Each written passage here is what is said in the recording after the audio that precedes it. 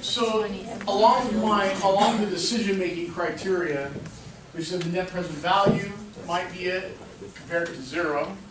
Internal rate of return might be a decision-making criteria that we're interested in. Payback period, nominal or discounted, might be interesting to us. This modified internal rate of return might be interesting to us. But there's one that really we haven't explored and I don't even have up here. Adriana, Yes. I have a killer guaranteed, I will stake the entirety of my children's future on the return on this investment. And it will give you no less than 36% ironclad period. In fact, Chris's future children as well, as it turns out. Okay, that's how confident I am. All right? I'd call your bluff. No, it's all good. It's great. In fact, I put my mother-in-law's money in.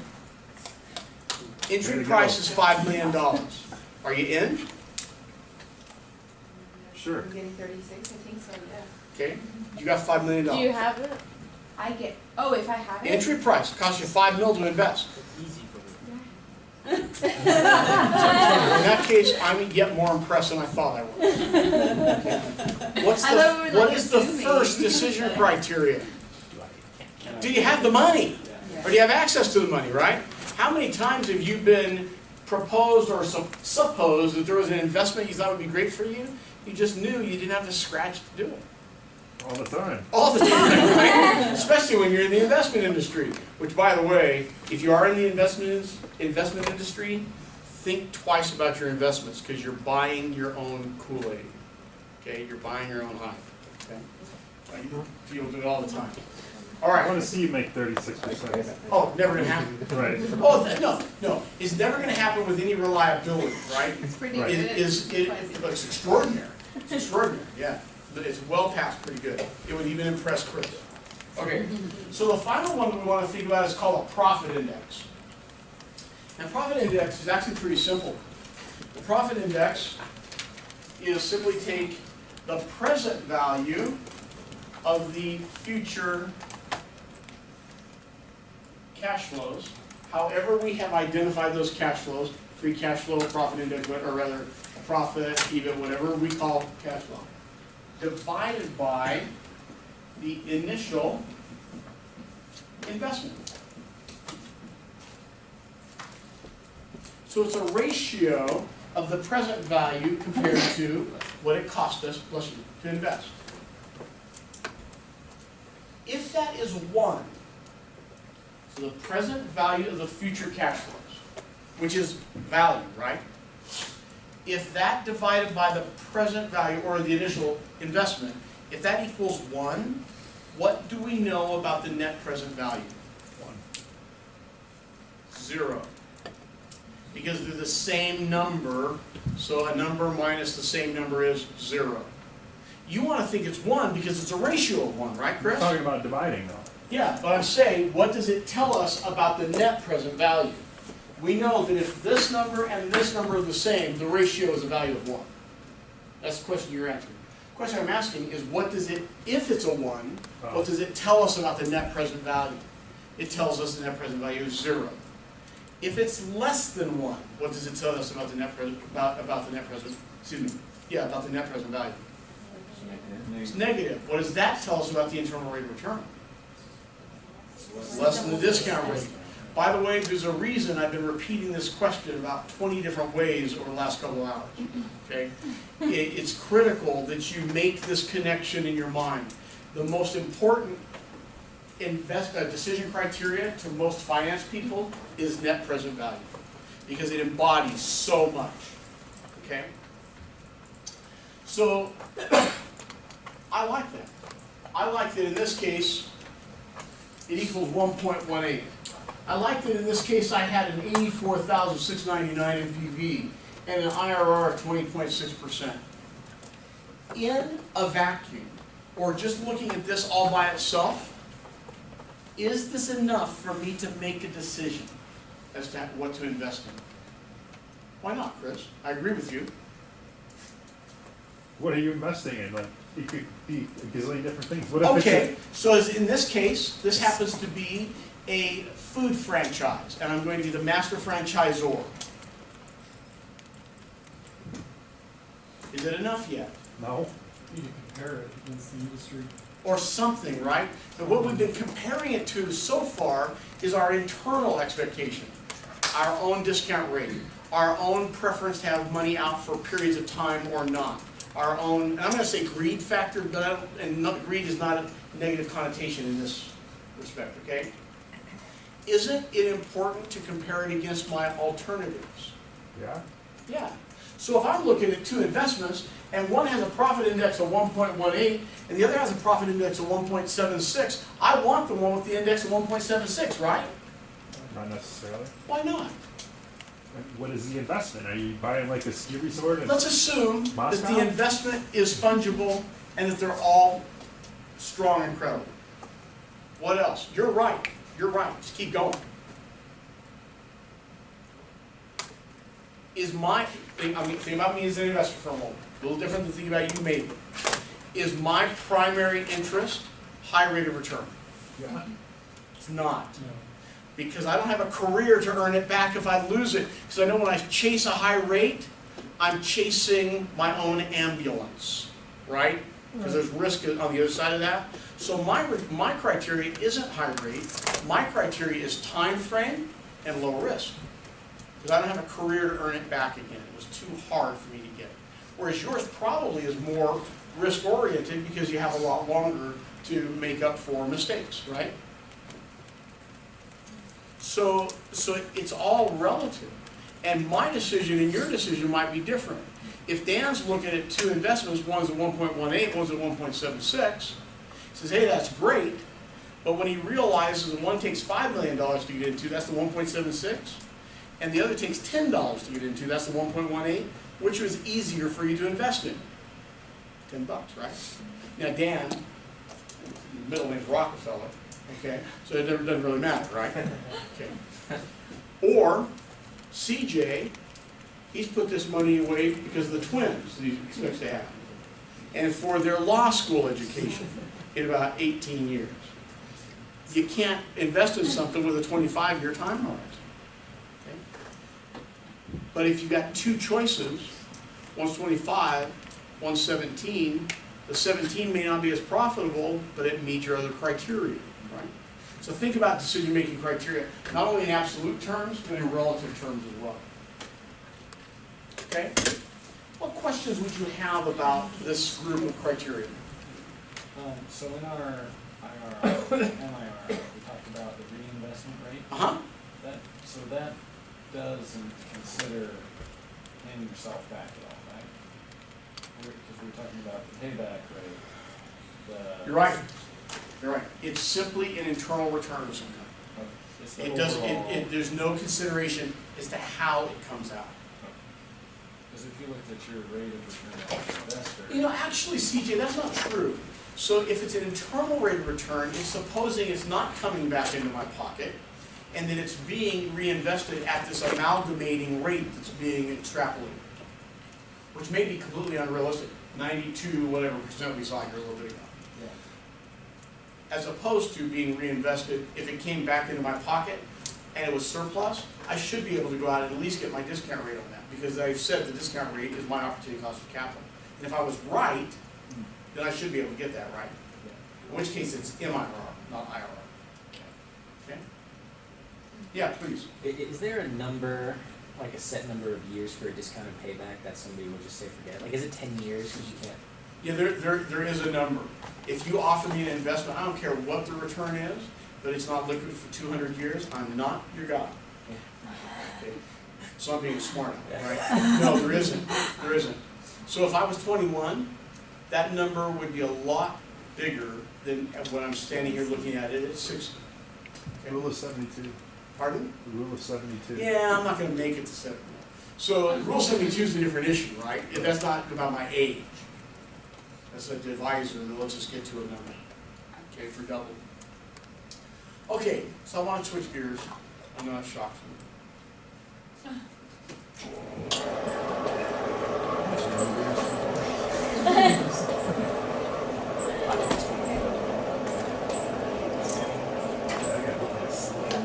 everything that we are modeling, guys, listen up. Everything that we are modeling, there are templates for these things on the website. So I want you to get used to a very simplistic structure. The value of something today is the present value of the discounted cash flows plus the present value of the continuing value. The present value of the discounted cash flows, DCF. And the present value of the discounted cash flows is simply the sum of those cash flows divided by 1 plus some discount rate to the t. So if we have an explicit period of 5 years, I'm going to take the cash flow that's forecast for each of those 5 years, divided by 1 plus r, or 1 plus whack to the t. What you got? What does CV mean? Continuing value. Continuing value. All right. Present value of the continuing value. I knew that. Okay. And By the way, are we still recording for Kinsey? Yes, we Good. are. Good. I'm gonna Did we take take- a break off? Yes, I'm Good. gonna take pictures too. She asked for the board picture. Oh, I keep erasing the board. I told her that I missed the first part, Okay, but alright. I'll leave her notes. Yeah, Wes? Value at 0 is today's value. Today, this is real time zero right now. That is how much money I'm willing to spend on that. That would be what it's worth to me What today, it's worth. to own the future cash flows, which are going to be discounted for rate and time. So when we talk about a DCF, discounted cash flow, we're talking about the cash flows during the explicit period divided by rate and time, so they're discounted and they're summed. Okay, so it's a summation. That's a discounted cash flow. And we know that the present value of the continuing value starts with the continuing value, and this is where the different models start to really become different. They're virtually all the same in the present value of the discounted cash flow. And they virtually all use free cash flow as the cash flow variable. Okay? And whatever the discount rate is that's appropriate for investor required return, hurdle rate, interest rate, inflation rate, WACC, opportunity cost. Okay? Whatever is appropriate. But they start to differ when we look at the different continuation terms. So the second half of this. So in the free cash flow model, is simple. So free cash flow at time 1 divided by WACC minus G. That's the continuing value at time 0 using the free cash flow model. Kim? Is this the one that we talked about in homework for the free cash flow of 1, but also What the are free cash flow of 0 times 1 plus the growth rate? Say that again, please. So for the, if we don't have the free cash flow of year 1, can we use the free cash flow of year 0 times 1 plus G, right? Let's say we have a scenario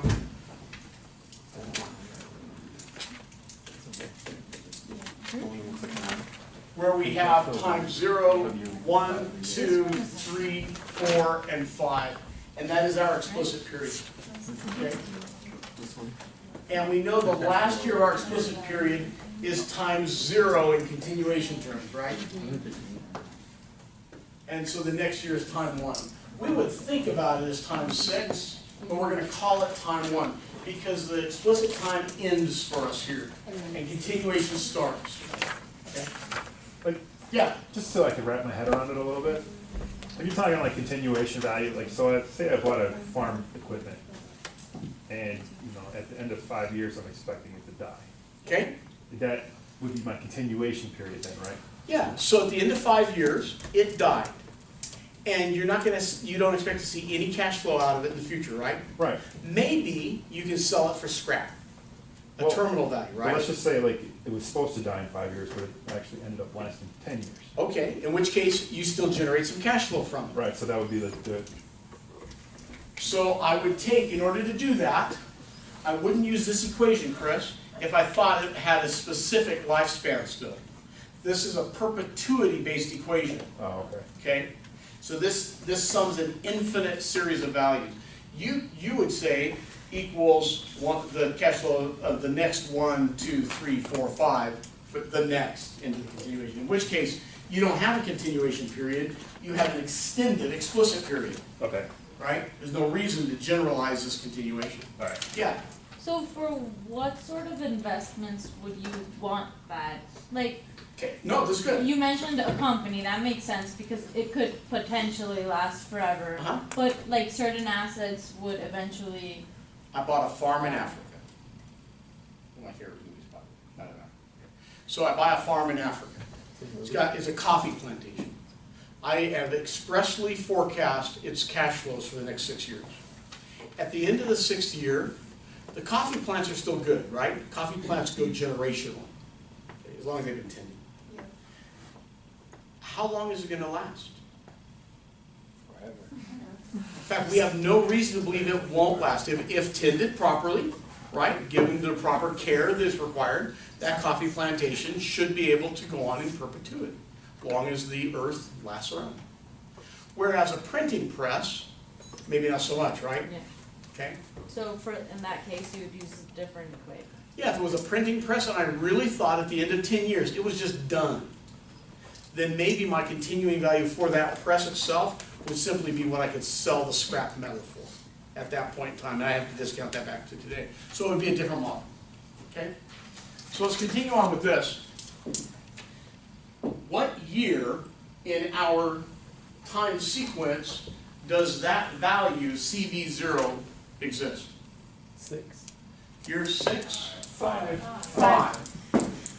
Okay, but you were oh so close back. I almost called you Bo just to mess with you for a moment because you were oh so close. Okay, so it's always year 0 is the last year of our explicit period.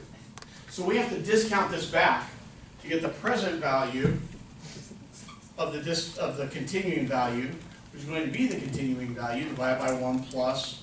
In this case, we're going to call it WACC, just the discount rate to the T. T being the last year of the number of years of the explicit period. What was that formula for? This one, Yes. this takes the continuing value that lives in our future and discounts it back to today. Because I want to know my value, right? And my value is a present value, so I take the present value of my discounted cash flows and the present value of my continuing value, and that is my present value.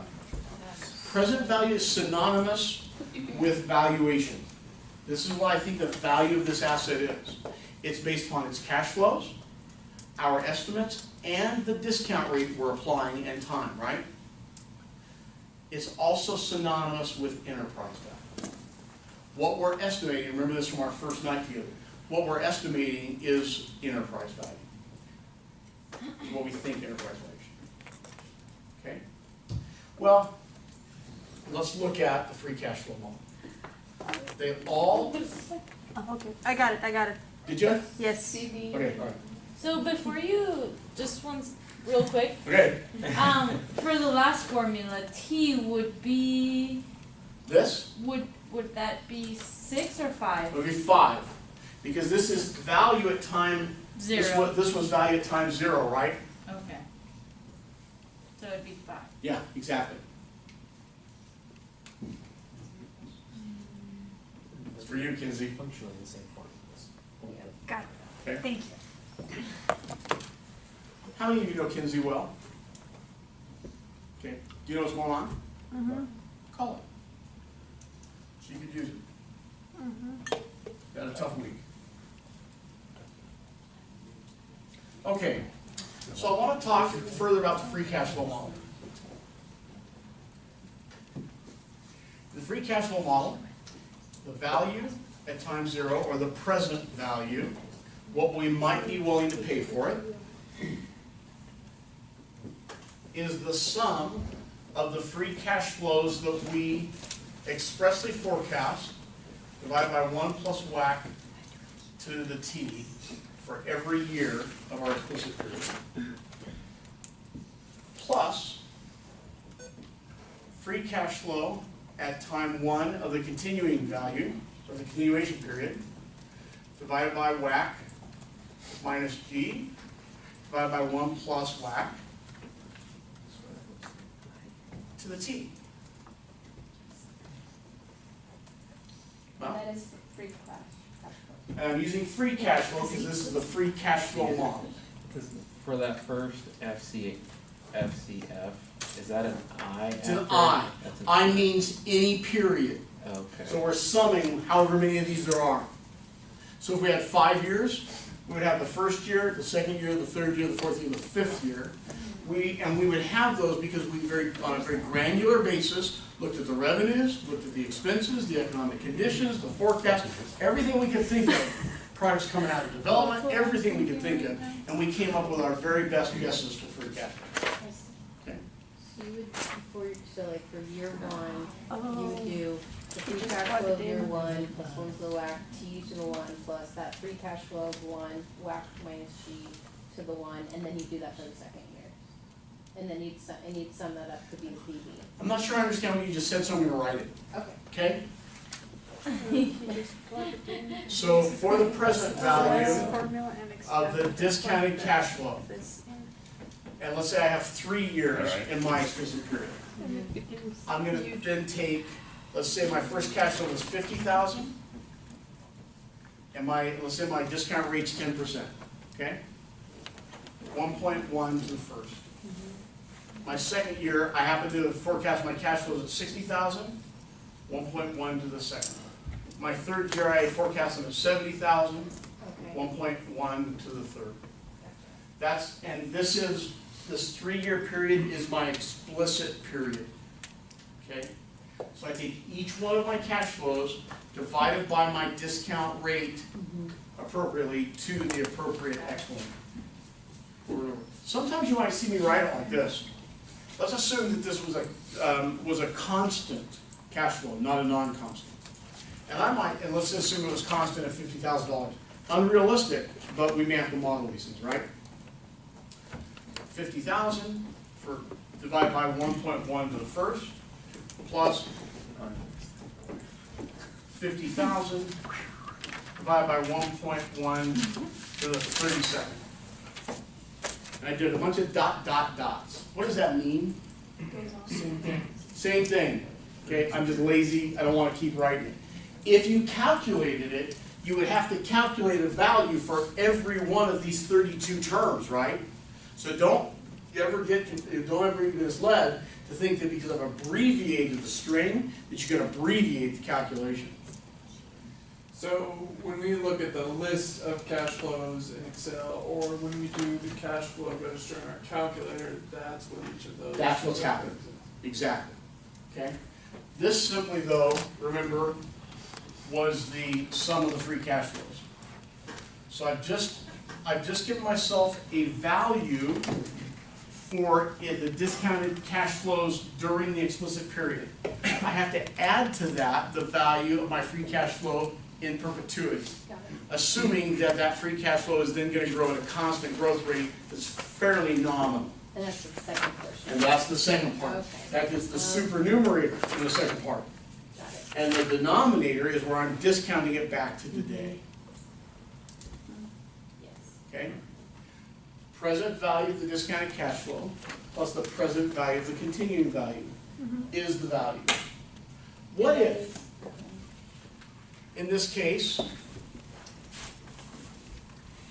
I have a constant growth rate starting now and it never changes? How do I write this?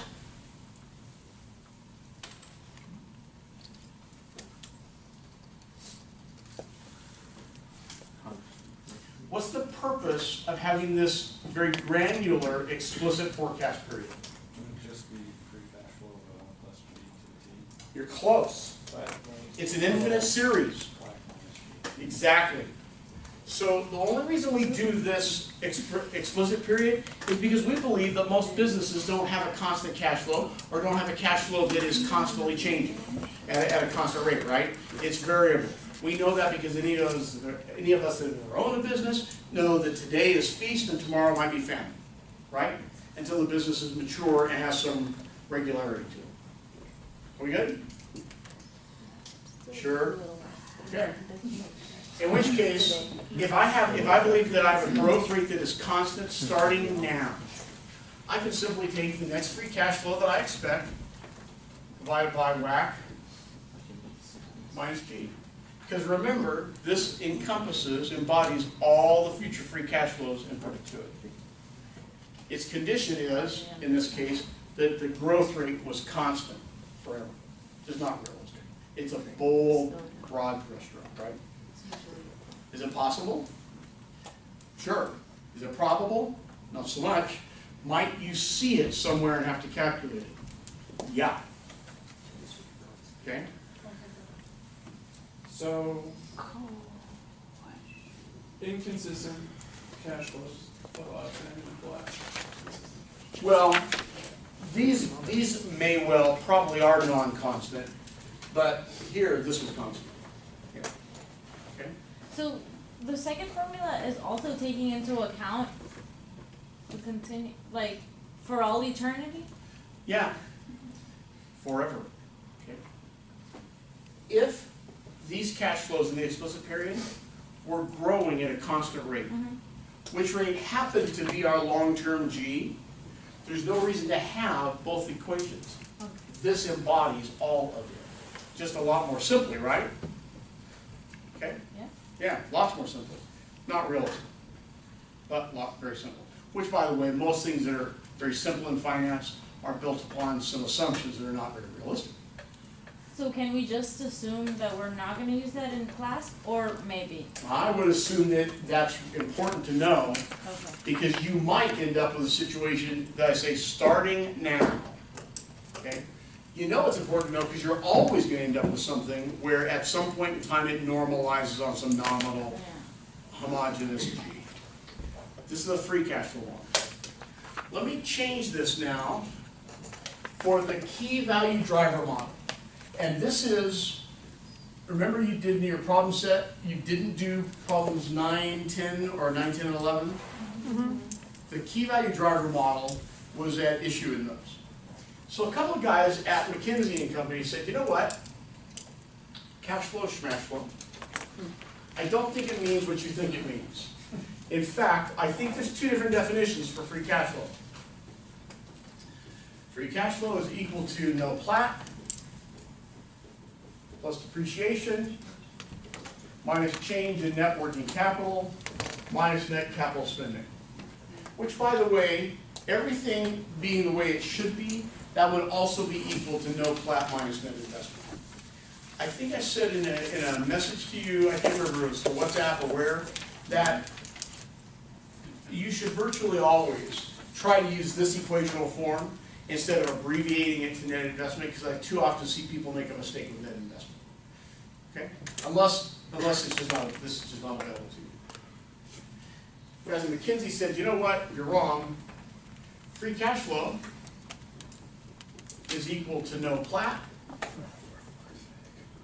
times 1 minus G divided by ROIC. And those are the two forms of free cash flow we studied on the first night, right? And I believe I told you that you virtually never use the second form of free cash flow except for in the continuation term. You always use this in the continuation term of the key value driver model. Well, that is suggesting that the key drivers of this free cash flow amount are no plat, G, and ROIC. Okay? We're going to extend it a little bit further and say that if I want to find value using the key value driver model, I can take the sum of my free cash flows at times I divided by 1 plus WACC to the T plus no plat times 1 minus G divided by ROIC divided by WACC minus G divided by 1 plus WACC to the T. Cam? What does this tell me?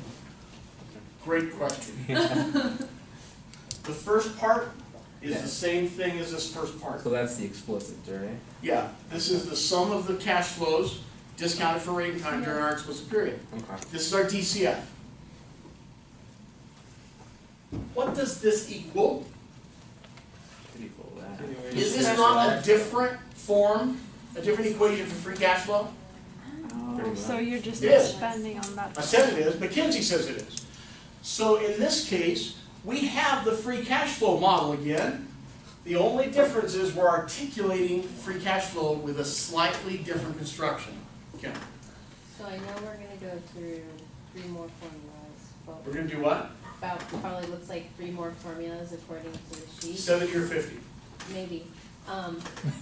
Which one's a good one to use? When do you use which one? Yeah. Great question. I don't want to address that now. Okay. In the short-term future, you use the one you're asked to use. Oh, Okay? it'll explicitly Yeah, say. I'll be very explicit for you. I will not leave you guessing. Okay. However, at a point, we'll begin to just talk about what kind of business is most appropriate for what type of model. That makes sense.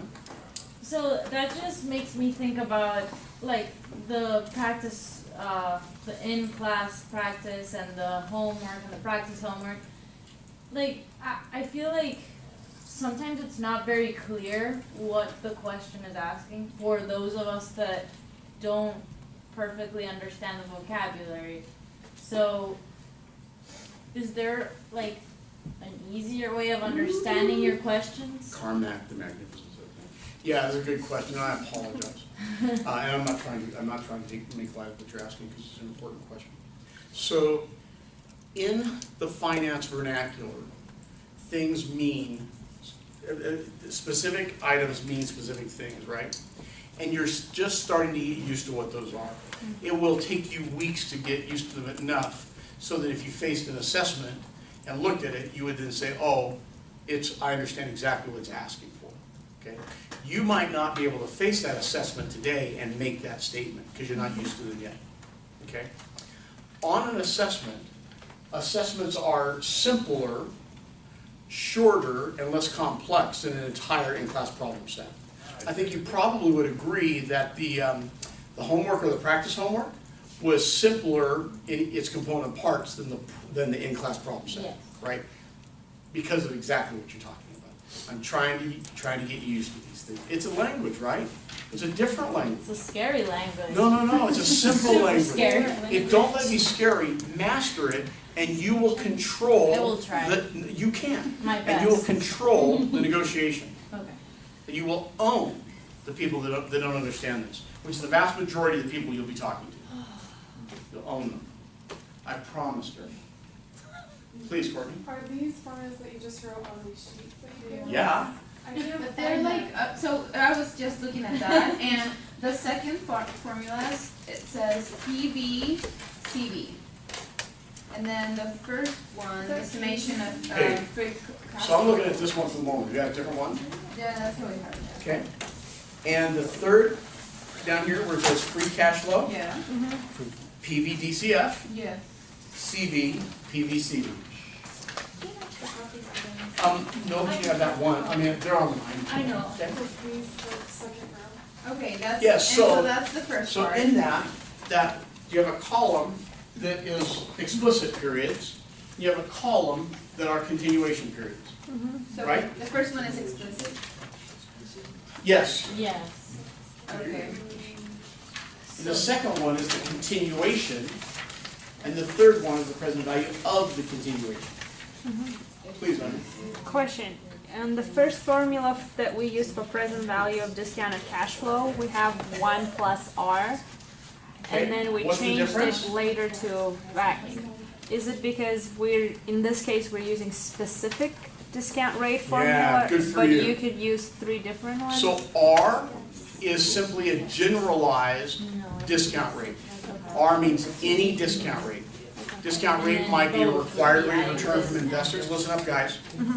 R might be a weighted average cost of capital from the standpoint of the firm. It might be inflation. It's however you are seeing the discount, which means it's relative to your perspective. When we want to take a look at something from the firm's perspective, the owner of the asset, we always look at WACC. we want to take a look at it from the perspective of the buyer, the would-be owner. We always want to look at their expected rate of return. In which case, we set up two different values, right? Which for those of you that understand the concepts of bid and ask in the markets, that's how we set up bid and ask. Because the one that wants to buy it always wants a higher return than the one that's selling it, right? So think about the construction of these equations. If WACC is from the standpoint of the firm, and it's the firm's cost of capital, and if this number is less than the investor's hoped for return, because the investor always wants more, this is going to result in a bigger number, right? When the denominator is smaller, the value of the term is larger. So the current owner asks for a number here. The would-be owner, with a higher expected return, which in its denominator, if this was higher, it would be smaller in value. Bid is down here. The would-be buyer bids at a lower price than the seller asks because of this issue of discount rates. The would-be buyer wants a higher rate that is currently being eked out by the firm because we all want economic profit, right? It's actually pretty simple once you kind of hang the language, okay?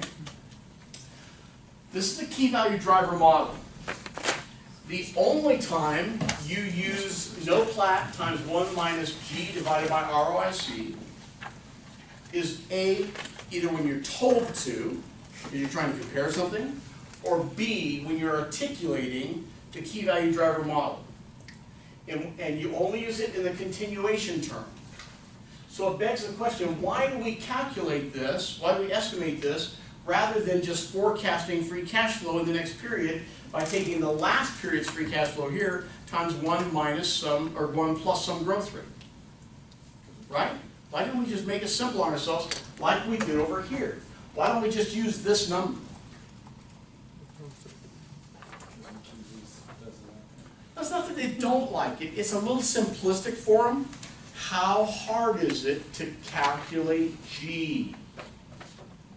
And when I'm looking at this free cash flow at time 1, I am not expressly seeing a value for G, am I? Well, we all know that I had to use one to get there. But I don't expressly see it. But in this form, I expressly see it. And I may have to be more rigorous about how I calculate it. Think back to your first problem set when you had to look at these differently, and I asked, why are they different? Because finding that G is tough. Please. What do you mean by in that formula it is expressly? I actually see the variable G right here. I see it. But I see it there. No, you don't. WACC minus G. Oh, no, here. No, yeah. So we're looking at the supernumerator. So the supernumerator. This and this is the same. This and this is the same. So get rid of them. The only thing we're looking at is free cash flow equals no plat times 1 minus G divided by ROIC. So in fact, this is the free cash flow model using free cash flow's key value drivers to determine it because it's hard to calculate. Chris? No. Okay, stretching. No, I understand.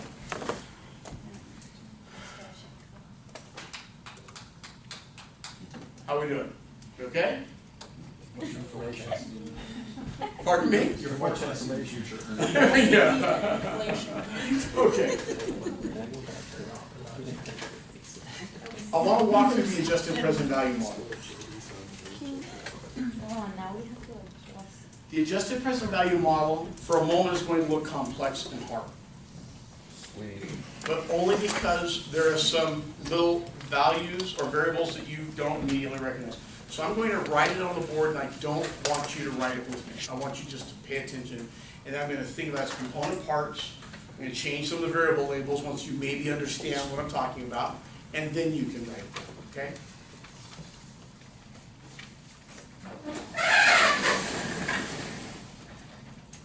Start from the premise that here Brandon's got a company.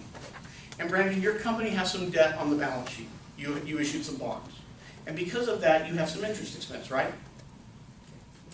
Interest expense is not picked up in free cash flow, is it? Not picked up in no plat. In fact, purposely, the free cash flow variable EBIT as an input to it, no plat as an input to it, are void of interest expense because, as Modigliani and Miller tried to convince us, how you chose to capitalize your acquisition of the asset shouldn't make a difference in the value of the asset. But we know that they lived in a rarefied world, a world in which taxes were zero and interest rates were zero. I want that world, right? Don't we all? Yeah, right. And Modigliani and Miller got a Nobel Prize for defining that world, okay? So Brandon, think about this. If you know that paying money in interest saves you some tax dollars, because interest is tax deductible, is that savings tantamount to another cash flow or cash stream to you? I would think so. Sure it is. Dan, if I give you $1 in revenue versus $1 in savings, do you care which it was? It's $1, right? So the company that has debt on the balance sheet may have free cash flow, and it also has another cash flow that is called the tax shield. And the tax shield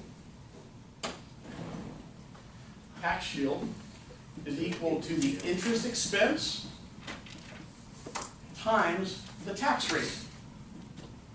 Tax rate on taxable income. Why are we not using the tax rate on EBIT like we have for no plat? Because we're reducing our EBIT by expensing the interest rate. Yeah, because when we use EBIT, we're using something that has no interest expense in it. Here we know we have interest expense. So we go to the next one. We go to the tax rate on taxable income. Okay? So if I want to think about this, I'm going to say the adjusted present value model's value at time 0 is equal to VFCF plus, and I want to change colors here, V tax. Which all that means is the value of the free cash flow plus the value of the tax shield, as though it were cash flow. V tax, excuse me, VFCF, is equal to the sum of the free cash flows times I divided by 1 plus, I'm just going to put W for whack at the moment, to the T, right? Plus the free cash flow, the time 1 divided by whack minus G divided by 1 plus whack to the T. That shouldn't surprise you at this point. That's the free cash flow model. So we're finding a value with respect to the free cash flow. Please. Can you remind me what the I is again? Yeah, I simply means any period. Oh, okay. I don't know if it's 1, 2, 3, 4, 5. In fact, it's 1, 2, 3, 4, and 5, right? It's any period. Yeah. Sometimes you see it as J. It just means any period. So when we're actually doing this, it doesn't matter which period? Well, it does. You're going to have to use them all.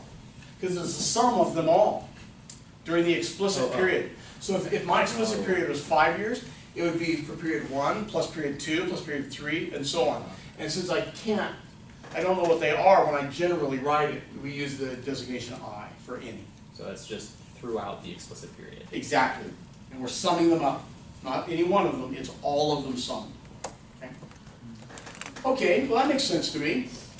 What's V tax? Well, V tax follows the exact same convention. It is equal to the sum of the tax shields at time I divided by 1 plus the discount rate to the power of T plus the tax shield at time 1 divided by the discount rate minus G divided by 1 plus the discount rate to the T. W represents whack as well. W is representing whack at the moment. And the reason I asked you to not necessarily make the note and write this down is because I'm about to change all my W's. Okay? I want you to think about it like this at the moment, because I think you're probably pretty clear on W being a discount rate that we call whack, and it's from the standpoint of the company. Okay? You may not understand everything that means, but I think you could articulate at least that much of it. All right? Well, if I add up the value of the free cash flow as a cash flow plus the value of the tax shield as a cash flow, and sum them together, I have the adjusted present value model's value. It's simple. If I wrote it out in one big long string, it gets a little complex because it's long, but it's the exact same structure repeated twice, simply with two different cash flows. Because in this case, we have an interest expense, which is creating some tax savings that may as well be a cash flow to us. It gives us value, right? So we add the two valuable cash flows together. Okay? Please, Wes. So the reason it's called adjusted is because it's taking that tax into consideration? That's a good question. I have no idea. It's called adjusted because McKinsey and Kohler and every textbook I've ever seen calls it adjusted. Sorry, I'd like to know, and now I'm going to have to go find out. But it is, but it's... You go find out and tell me, okay? But that's the fundamental difference. I think so. I think it's adjusting the value in recognition of this extra cash flow. I'm just not certain that that's the case. But that makes sense. So let's say that it is the case. Okay? Okay, so, Courtney, do you pay taxes? Yeah, sad but true, right? What is your opportunity cost of having paid taxes? Fair enough. That makes a supposition. That assumes that as a taxpayer, consumer, citizen, you get no value back from having paid taxes. Is that probably true? We might get some. And this becomes now ideological, right? Some of us think, oh, I get great value. I want to be part of this nation. Everybody is putting money into the same pot. Some of us say, I haven't seen a dime in value since before I was born. I just am just so frustrated by having paid anything. Let's clear this one, right? Kill all the SOBs. Okay, right? That's the spectrum. I think we all understand every point of the spectrum. When you are being attacked and the police come to your aid, you're grateful for it.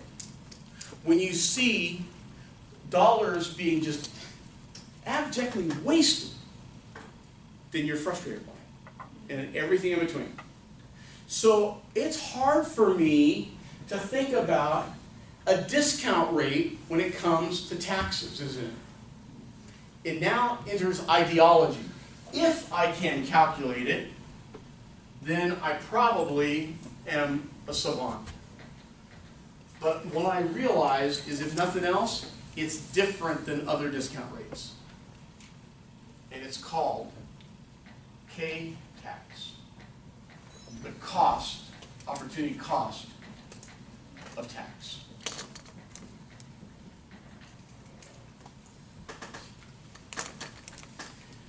If I have separated out my tax, which is my tax saving, my tax shield, which is a byproduct of having had interest expense, which is a byproduct of having had debt,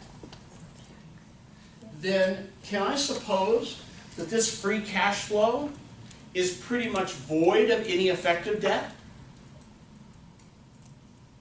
I've separated the effective debt out all the way over here, right?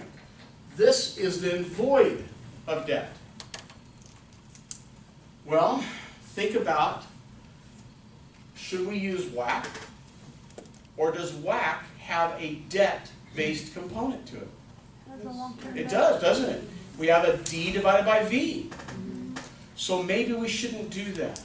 Maybe instead, we should recognize some other discount rate. The cost of unlevered equity. Because if there's no debt, there's no leverage, right? K stands for cost. Opportunity cost, cost, or return. Two sides of the same coin, right?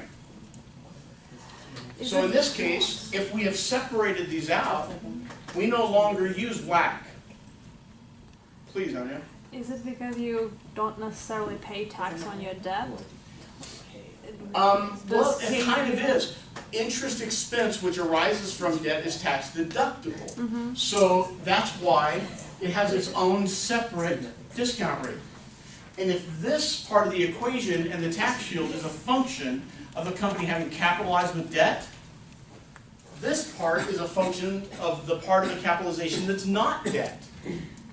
So the cost of unlevered, no debt, no leverage capital. Kim? So the cost of unlevered equity is equity that has no debt component to it. Because equity doesn't have debt component. Right, Firms have debt and equity, but equity is equity. got it. Cost of Debt is unlevered debt. So this is just that straight equity value essentially. Straight equity. So this then would be perhaps from the common stock. Mhm. Now, sadly, this is maybe more theoretical than practical. So, here now. You have a firm, and your firm operates at a nice free cash flow. You have some debt on the balance sheet, so you could say that you have some tax shield.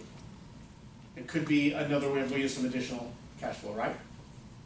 Your firm has 100 million shares of common stock outstanding, and that common stock is paying a dividend.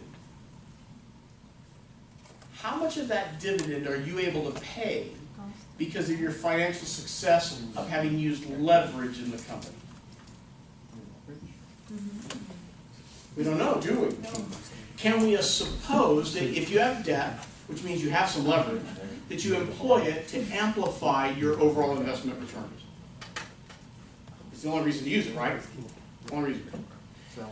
Is its effect exclusive to the tax shield, or does its effect wander over into what's happening with just the equity or the common and preferred stock? It wanders over, doesn't it? So this is nice and neat, but in fact there's a discordance. So next week we're going to look at how we might think about KU, K-tax, KD, cost of debt, and something called KE, which is very similar to RE and hard to calculate. We'll look at that next week. Okay? Terry, we're done? No, it's not. Okay. Mariana, what would you like to ask? Anything? Everything? Okay. Here's what I want you to take away from this part. I've introduced 3 models to you. All 3 of them have something in common. A, they're present value constructed, so we take the time value of money, right? And we take discounting time value of money by dividing whatever number that lives in the future by 1 plus some discount rate to the exponent of the time between now and then. Okay? And a discount rate, if I'm looking at it from the standpoint of the firm, is the weighted average cost of capital. If I'm looking at it from the standpoint of an investor, it's my required or expected rate of return, which hopefully I'm a rational investor and I have a reason to believe that number. Okay? Which would suggest I've been able to replicate that number over and over. It's not just it's not aspirational, it's not optimist. Okay?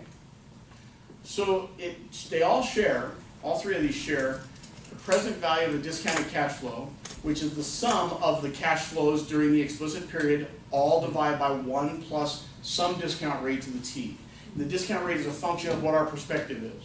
If Dan's the buyer and I'm the seller, then I'm going to use WACC as the discount rate and he's going to use his required return.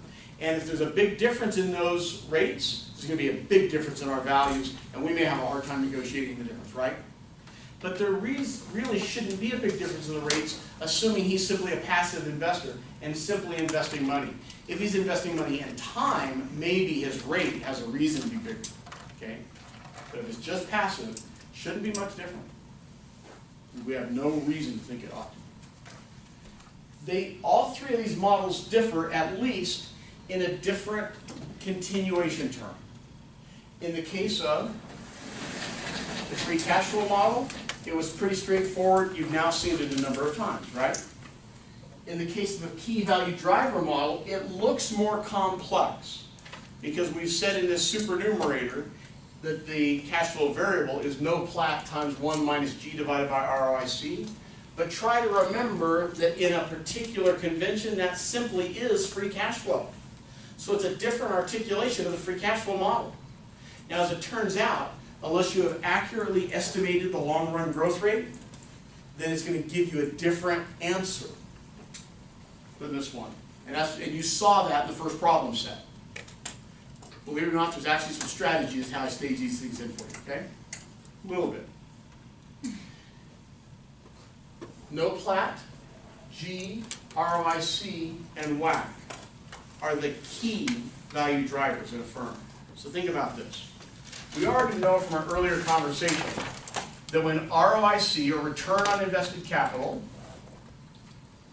is greater than WACC, what does growth do for the stakeholders? What does growth do for value when ROIC is greater than WACC? It has a return. It expands value, right? It creates value. It maximizes returns. It makes us happier, better. When ROIC is less than WACC, Economic what loss. does growth do? Shrinks. It destroys value.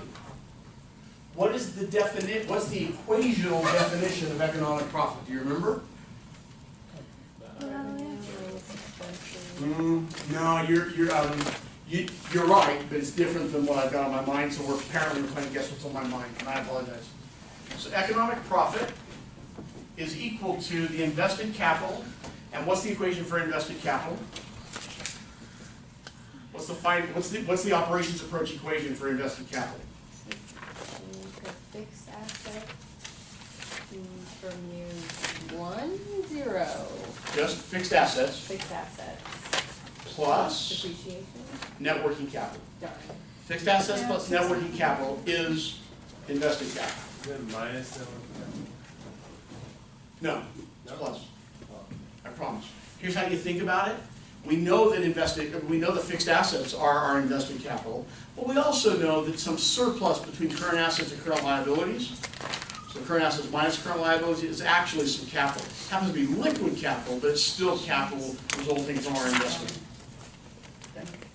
So invested capital times return on invested capital minus the weighted average cost of capital.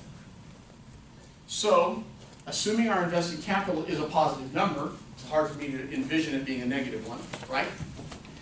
If return on invested capital is greater than WACC, then growth, everything getting bigger, makes it better, right? And if it's just the opposite, if WACC is greater than ROIC, growing the company hastens our demise, it destroys value. However, what if our company's in that scenario where our cost of capital is greater than our return on capital? What would be the rational decision for an executive to make? If growth destroys, what's the other side of the coin? Shrinkage creates. Do firms ever right size and shrink and you see their value go up in the market? Yeah. Absolutely. Absolutely. Okay? Those are only dire circumstances, though, to prevent bankruptcy, usually, right? Well, you know, not always. I mean, lots of firms will do it when they think there's waste, which to a firm manager, that's a dire circumstance, because they're about to lose their job, right?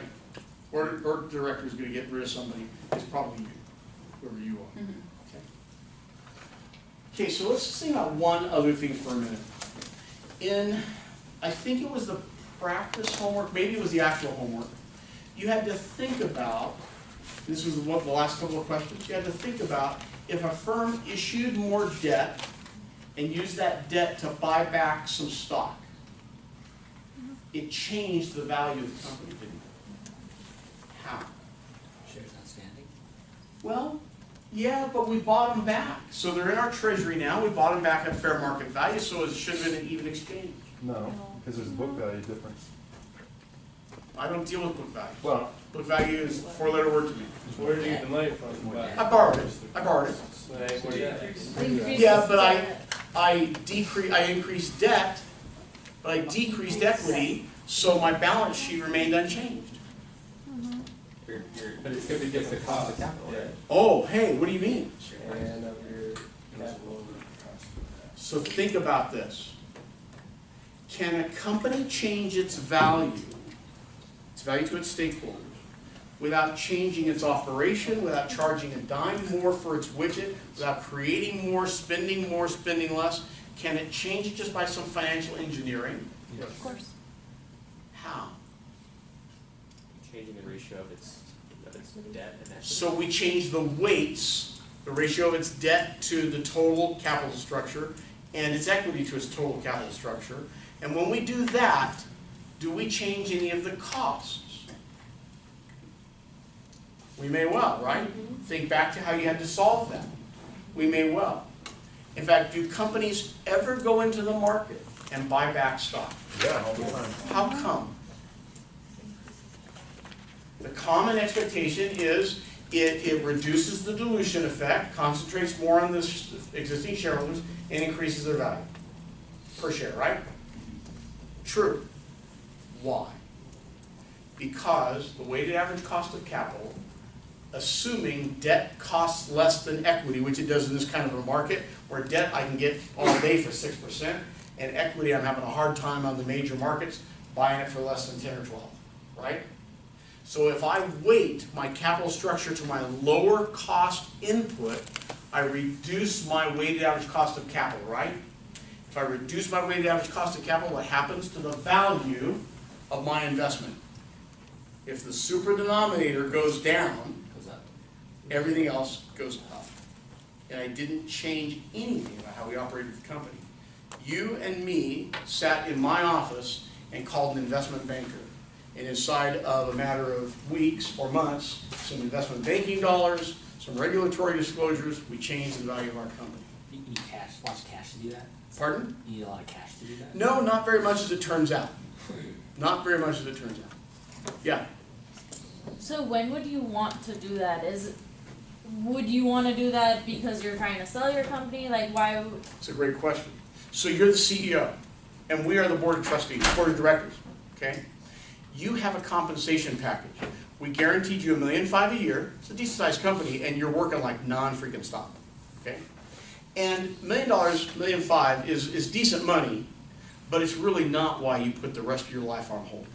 You put the rest of your life on hold for tens of millions. So you have a bonus compensation that's tied to the share value and the actual value of the entity. Okay. Whether you own any of those shares or not, your interests are aligned with the stakeholders right now, right? In some level, assuming the time element is aligned as well. That might be when. Or when you want to sell it. Or when you're just trying to find a way to satisfy some of your other stakeholders, perhaps. Well, it could be lots of reasons. So here's one of the things that we're not going to talk about really until the very last night of class. We're discussing all of these things from kind of a global perspective. We're using the entirety of the firm, right? But aren't a lot of decisions that managers make respective to their division in the company or their part of the production line? I want you to buy a new power press of some kind because I think it's going to make us more money. So is there a localizable, not generalized, localizable version of all of this? Sure there is. Take the operations approach to the free cash flow that's coming out of that power press, frame press, production line, whatever it happens to be, identify what it costs to get that, that's the cost of capital, and you now can create a production value for that investment. Is it greater than, less than, or equal to what it cost you? What's its net present value? How do we think about that internal rate of return? Did we have the money to go into it? What's the payback period? What's the profit? There was a hand, I'm sorry. Yeah. Yeah. I feel like in certain circumstances, companies use certain branches, and they know that those branches just hemorrhage money to produce something or for some other value. Yep. So if you're over that, is that going to change the way that your calculations work? Because you know that your division is purposefully, by design, Sure. not profitable. So in that case, you're the manager of that branch. And you know that your compensation is based on a salary plus some performance. And you know that you have the loser as your responsibility set. How would we think about your performance? So it's growth from where. Yeah, so relative basis. Yeah. Okay? So it was losing $5 million a year and giving this other benefit to the company. If you can cause it to lose 4.5 and still give that other benefit to the company, you created value. In a negative, localized, positive, generalized, globalized. Okay? All Aren't you glad that we're 3/7 of the way through the class? Yeah. I know you are. Yes, you can. What is it, the four cornerstones of value? Doesn't which go against, I'm sorry. I'm sorry, creating, the financial restructuring. So, how many of you have listened to or read the Four Cornerstones of Value? About what I thought. Okay, so this is a McKinsey book that I think is just like way cool. I think it costs like $10 on Audible or some insignificant, maybe it's $14 now. I think it's $5. It goes against at least a couple of them. So McKinsey would tell you that if value is changed simply by engineering, so sleight of hand, it can be undone very swiftly. Because markets are not ignorant. Markets are made up of millions of economic agents that happen to be relatively bright, right? Yeah. So McKinsey would look for an enduring value. Organic growth, not synthetic by financial engineering. But the debt restructuring would potentially give you a better tax shield savings. It may well. In fact, we haven't talked about net income. Certainly would give us a better net income, right, if we get a lower cost on it. Okay, are we done? Yeah. I'm done. Yes.